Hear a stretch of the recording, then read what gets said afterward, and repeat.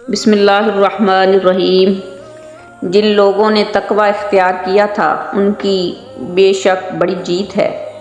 باغات اور انگور اور نوخیز ہم عمر لڑکیاں اور چھلکتے ہوئے پیمانے، وہاں پر وہ نہ کوئی بیہودہ بات سنیں گے اور نہ کوئی جھوٹی بات۔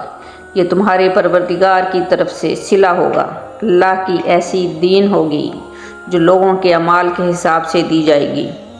اسی پروردگار کی طرف سے جو سارے آسمانوں اور زمین اور ان کے درمیان ہر چیز کا مالک بڑا مہربان ہے۔ کسی کی مجال نہیں ہے کہ اس کے سامنے بول سکے۔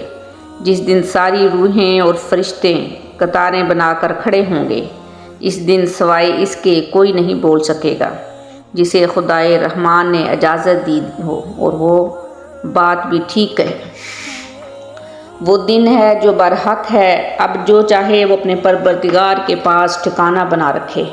حقیقت یہ ہے کہ ہم نے تمہیں ایک ایسے عذاب سے خبردار کر دیا ہے جو قریب آنے والا ہے، جس دن ہر شخص وہ اعمال آنکھوں سے دیکھ لے گا جو اس کے ہاتھوں نے آگے بھیج رکھے ہیں، اور کافر یہ کہے گا کہ کاش میں مٹی ہو جاتا۔